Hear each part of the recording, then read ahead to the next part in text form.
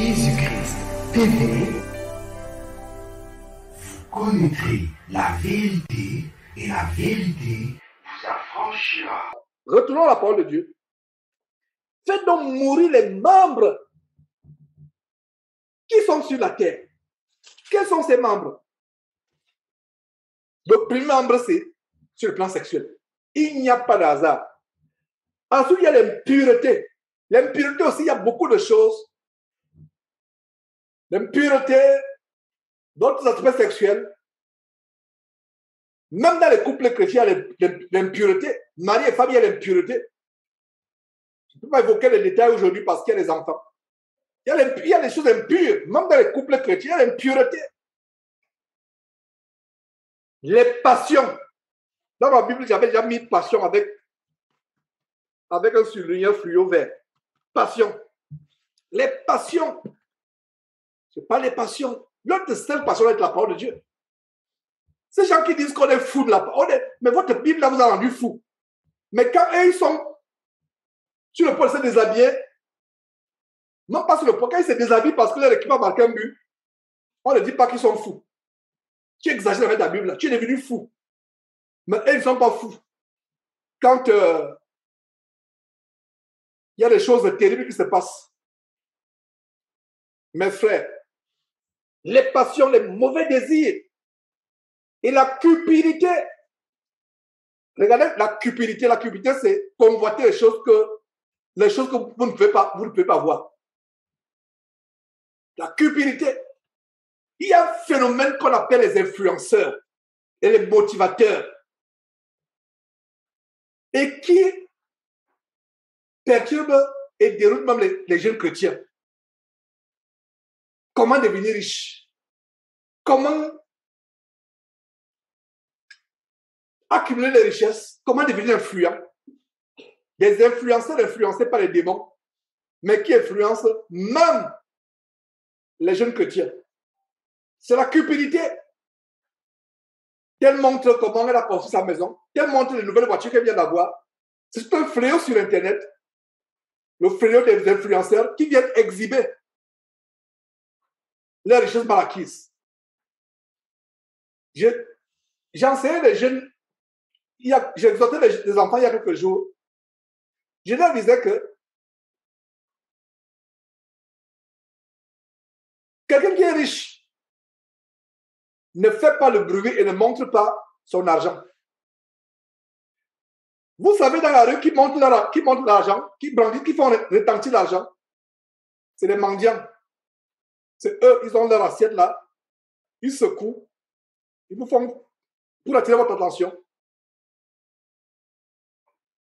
Aujourd'hui, et c'est un posting que je faisais il y a quelques jours, les gens sont fascinés, émerveillés, éberlués par tel qui est devenu riche. Oh, la liste des plus grands riches de tel pays. Les hommes les plus riches du Gabon, les hommes les plus riches du Cameroun, les hommes les plus riches du Sénégal, les hommes les plus riches des États-Unis.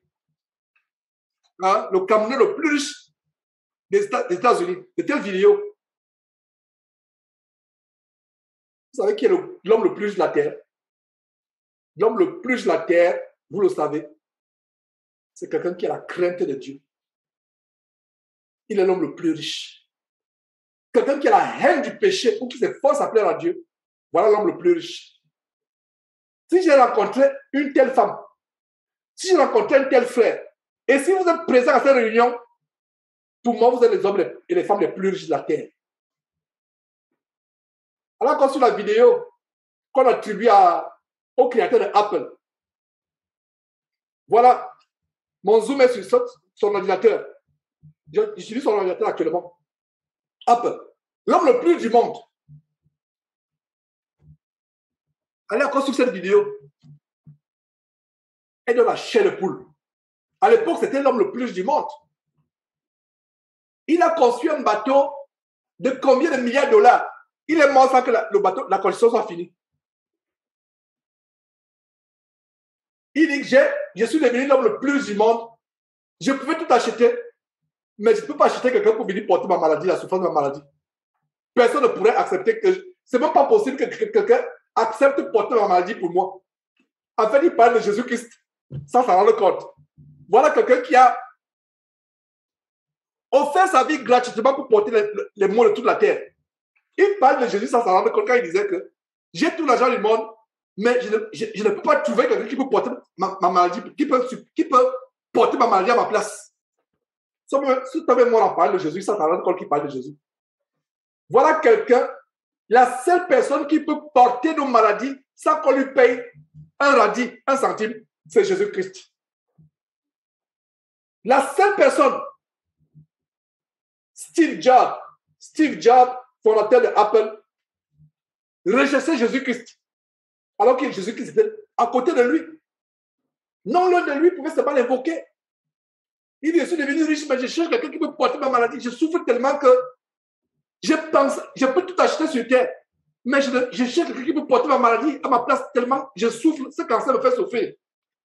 Jésus a porté notre maladie sur la croix. Et c'est Isaïe qui nous reverse là, Isaïe 53, gratuitement.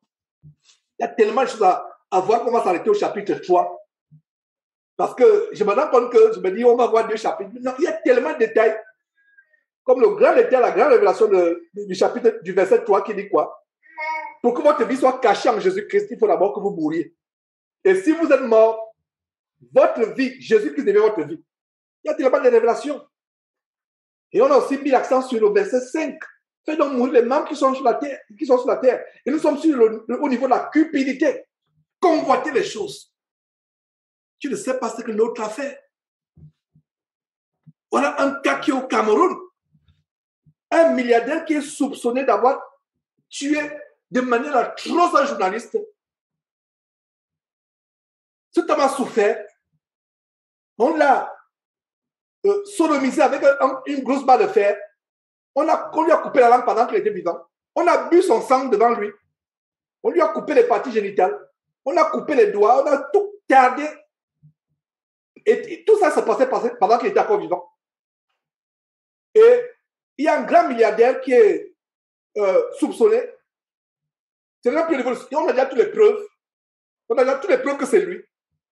Même l'audio, le téléphone qu'il avait, qu'on a retrouvé, les vidéos, son habit qu'on a retrouvé sur les plans du crime. Donc, toutes les preuves sont là. Mais c'est un homme que tout le monde convoitait.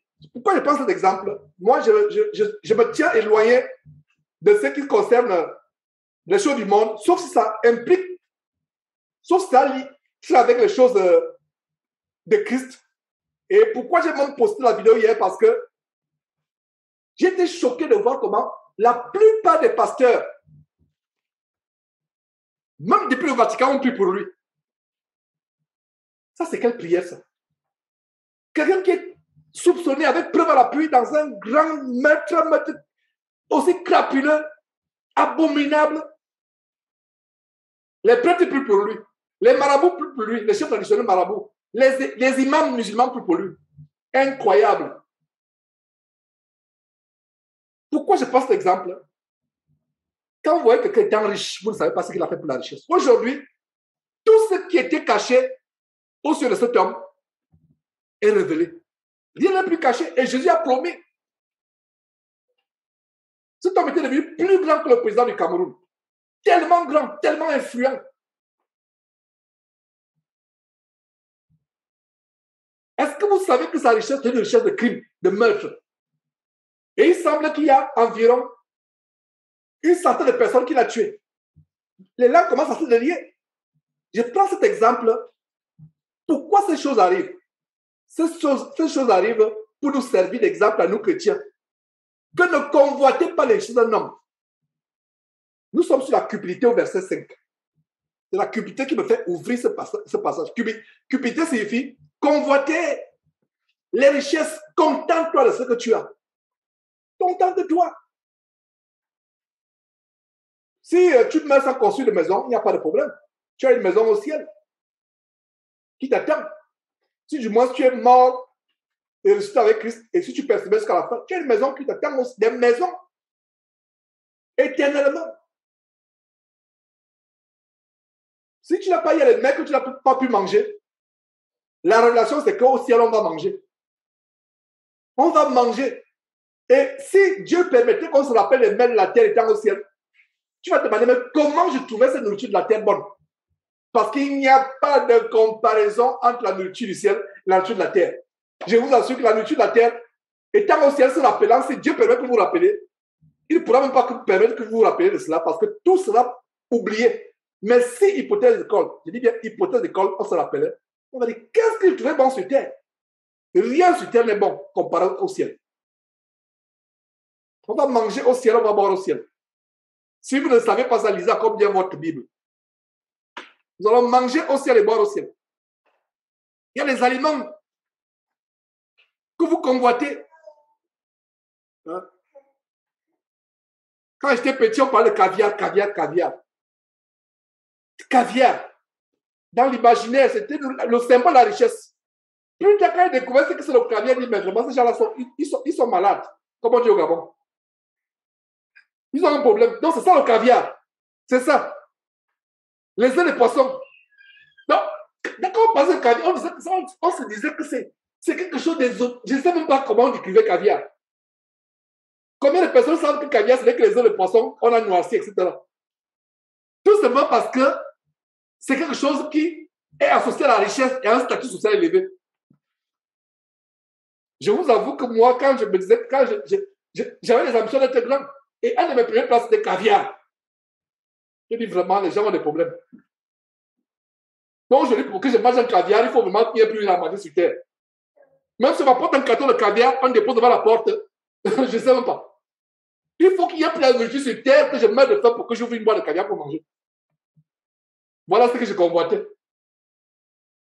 Donc, la Bible dit, ne convoitez pas les aliments des grands. Hein? Ne convoitons rien. Ne convoitons rien. Contentons-nous de ce qu'on a. Contentons-nous. Si vous avez une même chemise 24 heures sur 24 heures ou je ne sais pas, 30 jours sur 30, ce n'est pas grave. Si elle peut être propre, elle n'est pas déchirée. Même si elle est déchirée, que c'est la seule chemise que vous avez. La gloire de Dieu va nous vêtir au ciel. La gloire de Dieu. Tous ces sapins congolais avec leur extravagance, ils seront couverts de quels vêtements en enfer? Ils seront couverts de quels vêtements? Ça commence par V. Oui, vous avez trouvé vert. Le vert qui c'est un point. Voilà leur couverture. Mais nous au ciel, on sera couverts de quoi? On sera couverts de la gloire de Dieu. La gloire de Dieu nous servira de vêtements. Donc, je viens de vous parler de maison. Il y aura une plus grande maison au ciel. J'ai parlé de nourriture. Au ciel, oh là là, il y aura à manger, il y aura à boire. Je vous parle maintenant de vêtements. Nous serons couverts de la gloire de Dieu. La même gloire qui couvrait Satan. La Bible dit que Satan était couvert de toutes sortes de pierres étincelantes. C'était la manifestation de la gloire de Dieu. C'est pour ça qu'il fait tout il déteste les hommes parce que c'est qu'avec Christ, les hommes peuvent aller au ciel là où lui ne pourra plus jamais aller. C'est pour ça qu'il fait tout.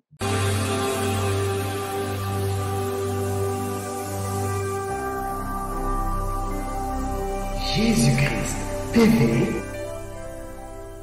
vous connaîtrez la vérité et la vérité